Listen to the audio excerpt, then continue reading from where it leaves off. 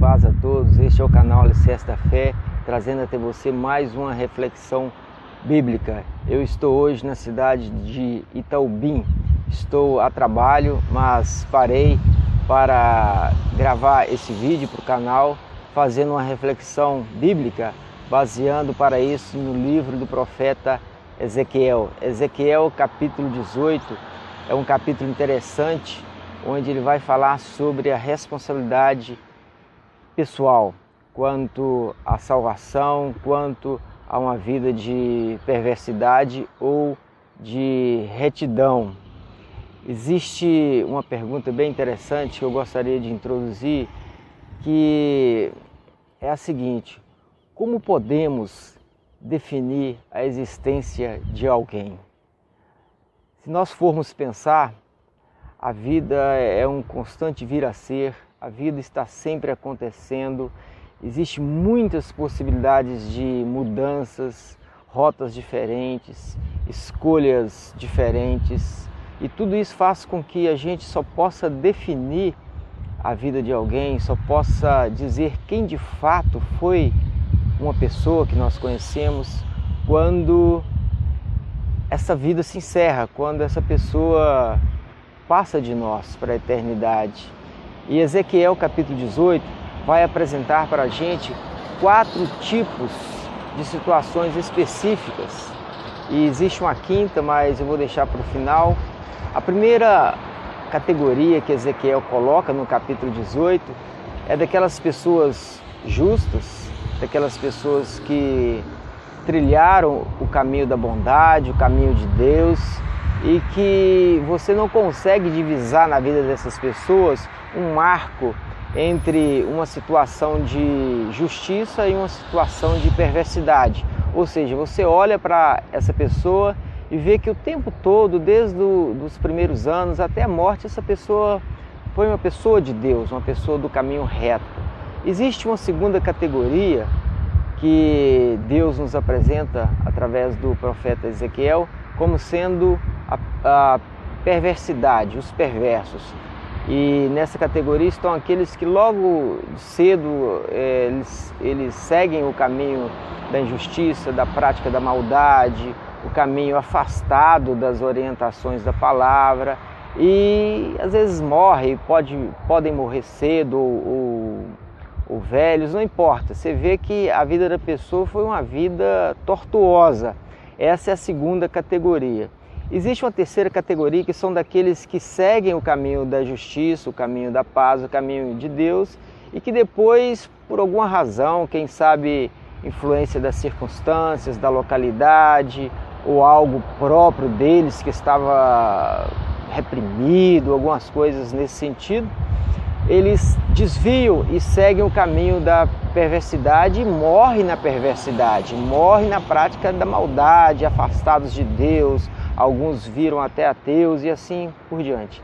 Existe a quarta categoria, que é o contrário, né, dessa terceira categoria, é daqueles que seguem o caminho da perversidade, seguem o caminho da maldade, o caminho afastados de Deus, o caminho longe da palavra, longe da igreja, são totalmente inimigos da fé, mas se convertem, desviam desses caminhos tortuosos e passam a seguir o caminho da fé, o caminho de Deus, e morrem nessa condição.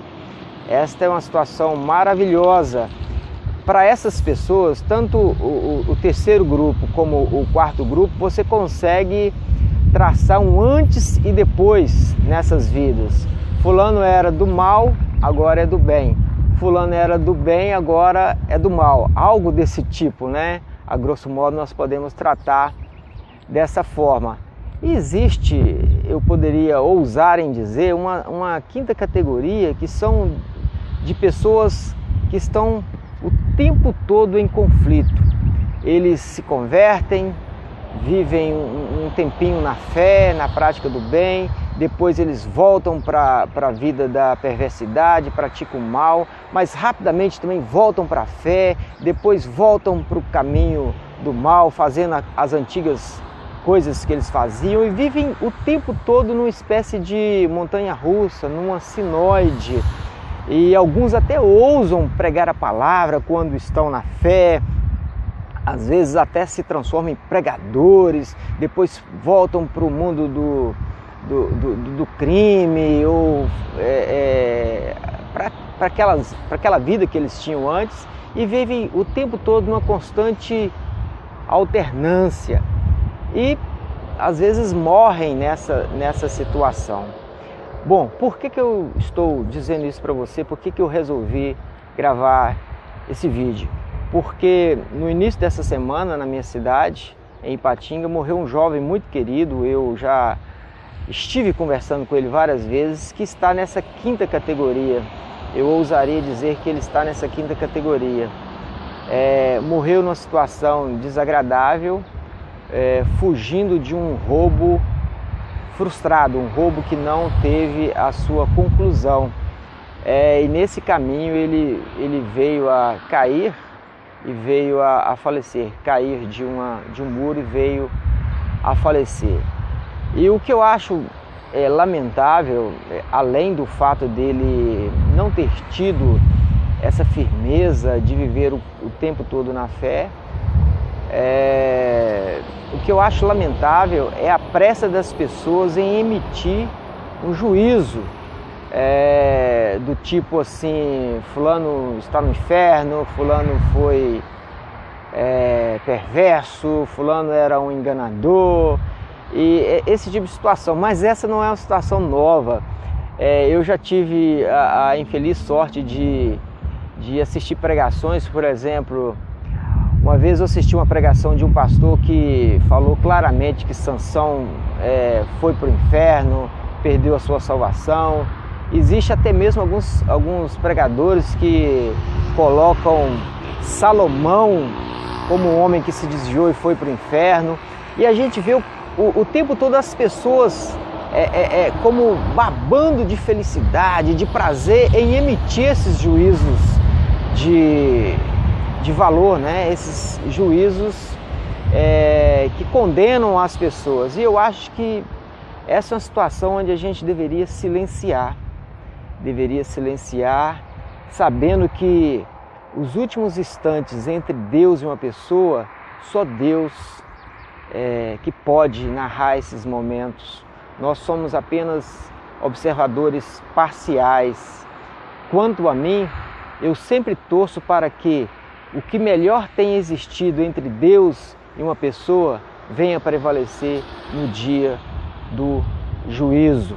Nós só podemos dizer algo sobre a vida de alguém de modo parcial, porque só Deus sabe de fato o que aconteceu com aquela vida, os momentos finais. É lógico que do ponto de vista da objetividade, quando a gente vai analisar